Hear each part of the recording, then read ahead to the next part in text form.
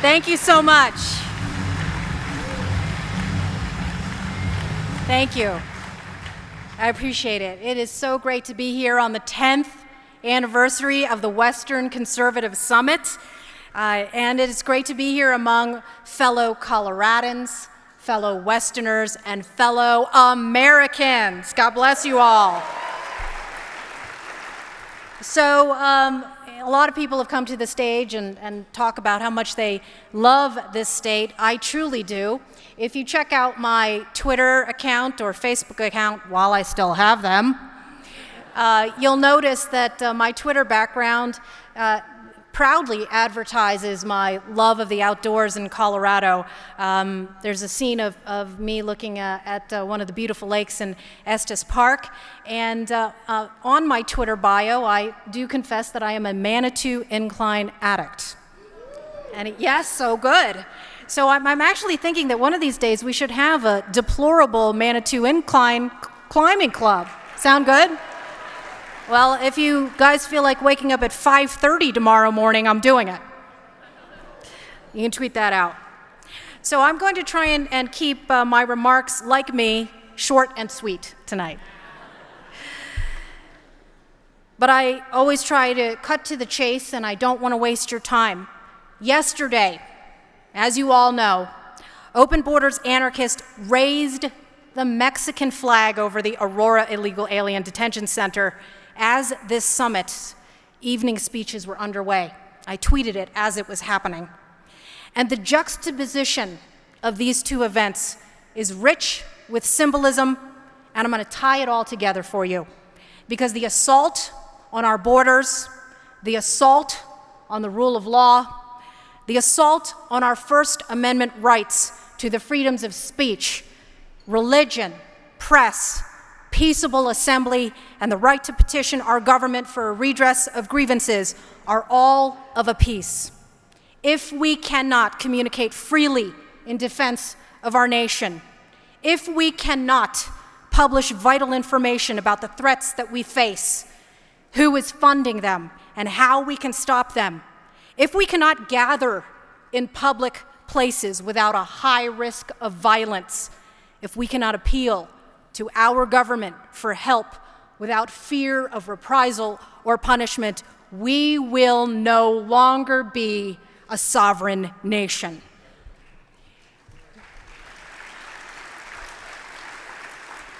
So I did something that the Open Borders Press is not going to do.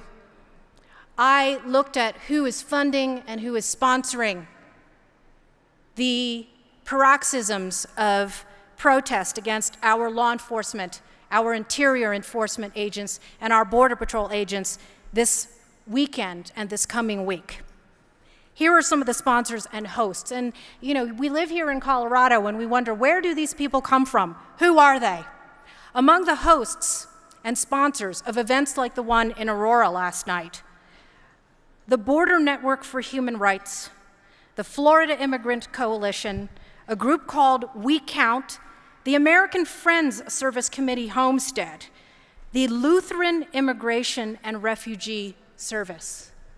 The Lutheran Immigration and Refugee Service, helping to advocate and embrace and facilitate people who want to raise foreign flags above the American flag.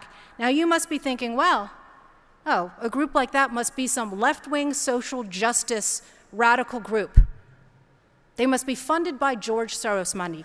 And in fact, many of the groups that are out there marching on the streets yesterday, today, and this coming week are in fact Soros-sponsored or Soros-tied groups, including the Center for Popular Democracy, Al Otro Lado, Code Pink, the Women's March, the American Immigration Lawyers Association.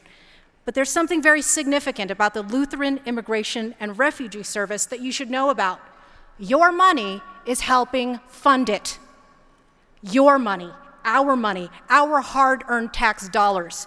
In 2016, IRS records showed that 96.2% of the funding granted to the Lutheran Immigration and Refugee Service, which is a sponsor of the protests yesterday, 96.2% of their budget comes from tax dollars. When you follow the money, you find the truth. Nicole mentioned that I've written 6 books, and I'm giving you a preview of a 7th book that I have coming out in September called Open Borders, Inc. Who's Funding the Destruction of America? This is information you need to know, because when you follow the money, you find the truth. And in order to connect the dots, we must collect the dots. Here is where the theme of this conference comes into play, because our First Amendment rights to warn our fellow Americans about who's funding our destruction, who's behind it, what their agenda is, and how we can stop it is under threat. And ladies and gentlemen, I must tell you that I fear for my country, and I fear for our freedom to speak up for it. After exercising my First Amendment rights for a living over the past quarter century, I never thought I would have to say or think such a thing out loud. I have given hundreds of speeches over the years where I've happily joked about what a blessing it is to be a little brown girl who can run her mouth for a living and put food on the table, thanks to our First Amendment. And I have to say that these days, I'm not merely worried about my ability to do that and my fellow patriots to be able to do that. I'm terrified. I've witnessed friends and allies stripped of their platforms and their reputations and their voices. Some can no longer communicate on social media. When I planted my little flag in the social media world on the internet almost 20 years ago, I never thought that I'd have to wake up one day and wonder if my entire website was going to be unplugged because of an opinion that I expressed. And yet, there are many of my friends and allies, your compatriots, who not only can no longer communicate on social media, on Twitter, on Facebook, or Instagram, but who also can no longer gather peacefully at hotel conferences to discuss their ideas. Still others are now forbidden from doing business with their banks, their payment processors, online retailers, and even ride-sharing services. There is no more safe space that we can feel that we are guaranteed the right to communicate our ideas with each other, not in restaurants, not at homes. And you've seen over the last couple of years since Donald Trump took office that there are many elected officials in Washington, D.C. who can no longer walk on the streets without a threat or risk of violence to themselves or their families. Even Ravelry. How many crocheters and knitters do we have in the audience? I know we have them, come on. Right? I wrote a column just a couple of weeks ago about how Ravelry.com, which is the most popular site for crafters, announced a policy of booting off anyone who supported Donald Trump, because if you support Donald Trump or the Make America Great agenda and Keep America Great agenda, you are a white supremacist. Okay?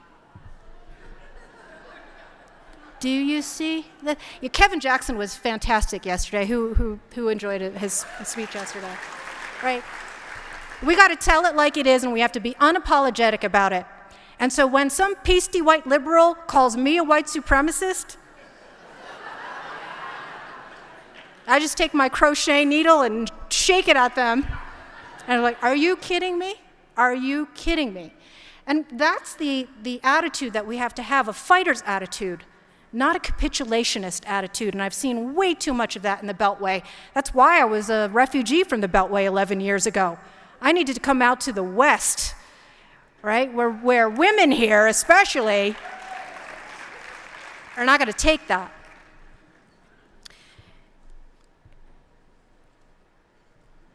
Many people have gone underground to protect themselves and their families.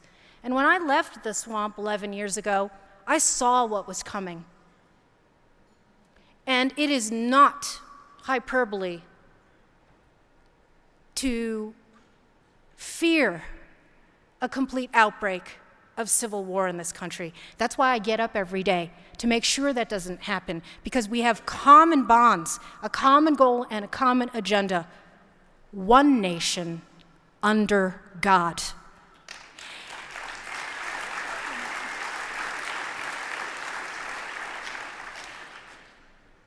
Many of my friends and allies have been mocked and defamed and ostracized on airwaves and in public spaces.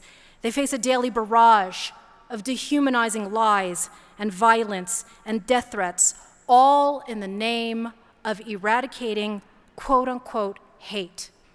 And we all know what they mean by that insidious code word of hate.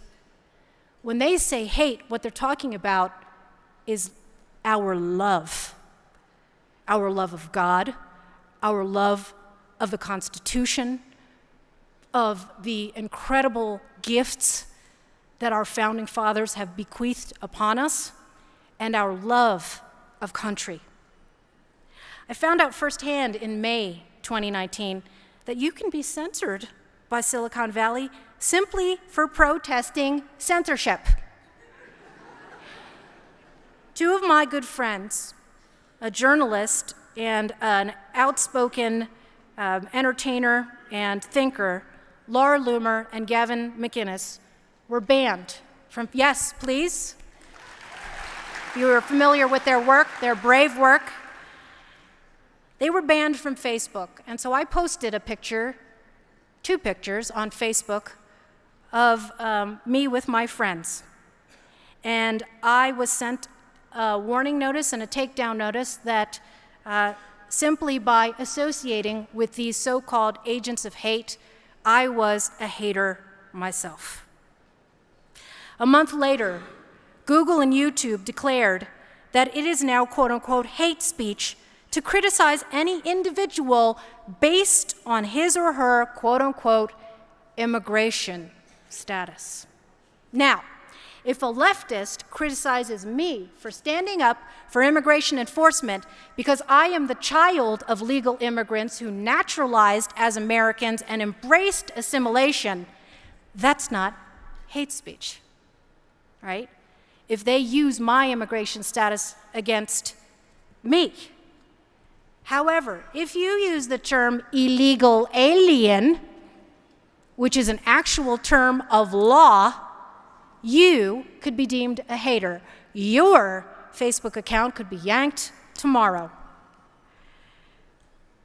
Just before Independence Day, many of you who followed my work, and many of you who are still plugged in on social media, saw that my friend Andy Ngo, an independent investigative reporter and documentarian, was beaten by Portland Antifa thugs. After I helped create a crowdfunding campaign that was joined by an incredible 6,000 plus people to raise money for his security needs, his medical and equipment needs, we were both attacked by a top Oregon official from the Council of American Islamic Relations. Yes, the unindicted terror co-conspirator and Hamas-tied Muslim grievance group had the audacity to attempt to legitimize the work that I have done over the last quarter century and that Andy Ngo has been bravely doing on the front lines for the last couple of years, because this CARE official, who also happens to be a communications professor at a university in Oregon, deemed us not journalists. It is not journalism when you report the truth that the left wants to whitewash. How many of you were here for John Andrews' speech yesterday?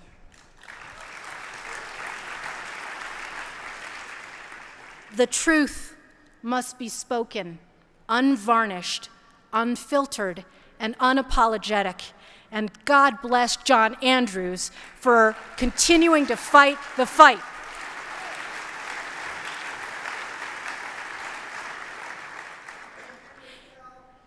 The foreign and domestic enemies of America do not believe in borders, no matter how many times their sympathizers in the media deny it. To them, national sovereignty is a quote-unquote obstacle. I'm not making it up. That's George Soros' own words. And to quote George Soros and to connect and collect the dots on all of the hundreds of thousands of organizations that he has funded is now tantamount to hate speech. You can be labeled anti-Semitic, even though I'm married to a Jewish man for 26 years in 3 weeks. We'll be celebrating our 26th anniversary. Even though I'm brown, I'm a white anti-Semitic supremacist for telling the truth about George Soros. And I will not shut up until every plug is unplugged.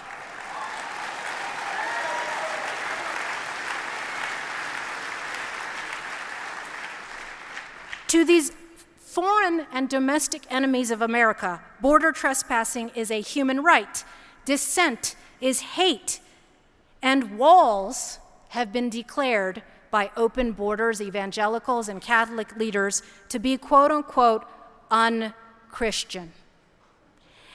Except, of course, for those century-old fortifications that surround the Vatican and the hallowed churches around the world. Shh. Why are they doing this? What is their aim? Chaos and destruction are their ultimate goals.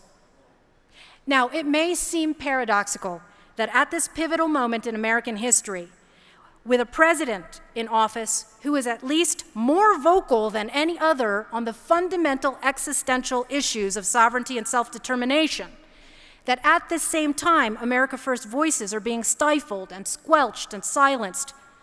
But it does make perfect sense, doesn't it?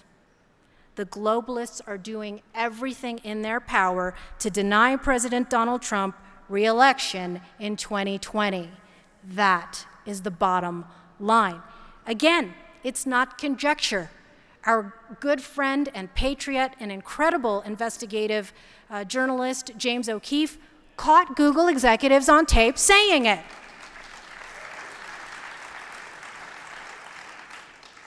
The caravan cartel hates Donald Trump.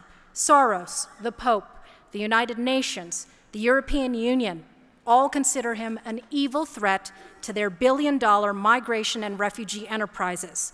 Antifa wants him dead. The Southern Poverty Law Center, CARE, and Silicon Valley want to purge every last one of his supporters from the public square.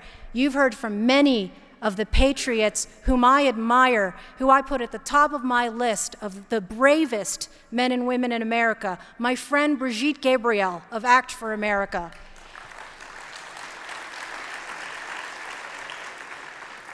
David Horowitz, stalwart in exposing the destructive left. So many that have addressed you, Zuhdi Jasser, other truth tellers.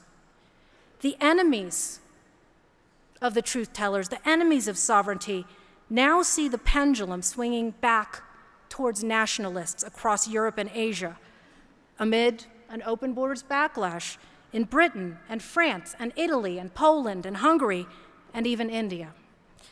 Cultural Marxists and big tech social justice warriors cannot compete on a level playing field of ideas, so they are rigging the game to prevent Trump supporters online from influencing voters and correcting false narratives. I gave a speech at CPAC. Don't know if any of you heard it. It drove the left nuts. Because I don't just call out the left. I call out the collusion between both parties that has led to the undermining of sovereignty in this country. And that is one of my important messages to you. When you follow the money, don't stop only on the leftist avenues. We have a lot of threats that we will be facing leading up to 2020, and some of them are within our own tent. Right? Those of you in the military are quite familiar with the term fragging. We have to be on guard not only against the Antifas, the Abolish ICE, the sanctuary anarchists, the Alexandria Ocasio-Cortezes, lobbing grenades rhetorically from the outside of the tent. There's also people who are not on board with protecting our borders, with making America safe and great, with keeping Colorado safe and great. Follow the money, find the truth. And with regard to First Amendment issues, you can do things within your own power. If you can't be out there on the front lines, spend a little money supporting the people who are. And most importantly, guard your children. Silicon Valley, big tech, and big business, the collusion and alliance between these two entities is, I believe, the greatest threat to our children. And they are hooking your kids from an early age in the classroom, in public school classrooms that you subsidize. They are data mining your children. They are tracking their every movement.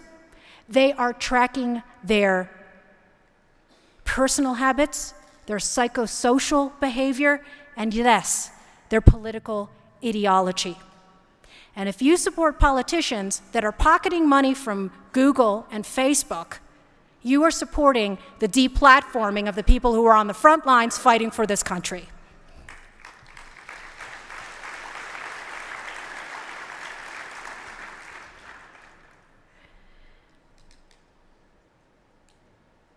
The attitude that I have about the threats that we face and about our place in history in the world right now is an ambivalent one. I mentioned that I have fear. I mentioned I have more anxiety than I have ever had before. But I also have hope. When I saw 6,000 people step up to the plate like that within 72 hours to come to the aid of a young journalist who had been beaten so badly that he suffered a brain bleed, dig into their pockets and give $5 or $10 or $15, it gave me hope. When I see the people who are going out there and putting their bodies and lives on the line, not just civilians facing these thugs, but foremost, the men and women in uniform.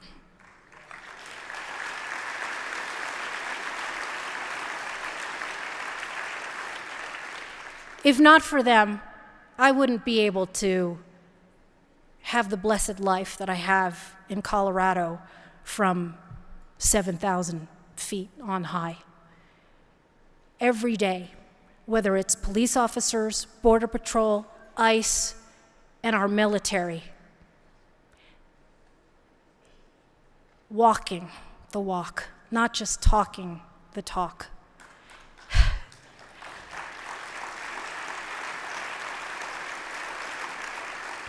My blood boils to see far-left open borders radicals claiming to be representing what American values are, smearing those men and women every day, likening them to Nazis and the KKK and jackboots.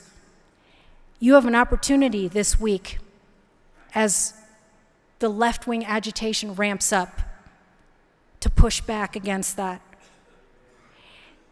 Exercise your First Amendment rights on behalf of those who allow us to exercise ours.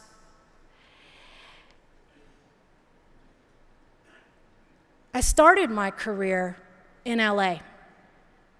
I was here in 2003 at a small little conference with Dick Lamb and Mike McGarry of the Colorado Alliance for Immigration Reform, fighting the matricula consular card and warning about how voter fraud and the corruption of secure IDs threatened American sovereignty. That was 16 years ago. And in many ways, things have gotten worse.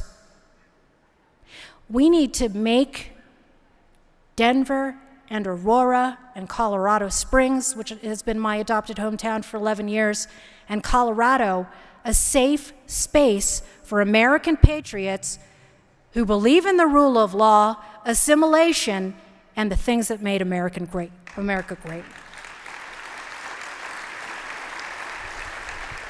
We cannot do that if we are not united. There's a lot going on the ground, and I did want to mention that I'm very grateful to the folks who've been spreading the word about a documentary that I did with Citizens United several years ago called Rocky Mountain Heist. We need to take Colorado back from the heisters. We can't do that unless more people are educated about how it happened and who's funding it. And I will continue to do that for the rest of my years that I live out here in Colorado. And I hope that you'll keep in touch with me on social media, on my website. And I want to once again thank the Western Conservative Summit for bringing you all together. It's easy to sit in a green room or on a seat in a TV studio and to preach to people about our values. The hard work is the work that you do on the ground and on the front lines. And I want to know that I recognize and honor and appreciate everything that you do to defend the First Amendment and all of our rights as Americans. God bless you.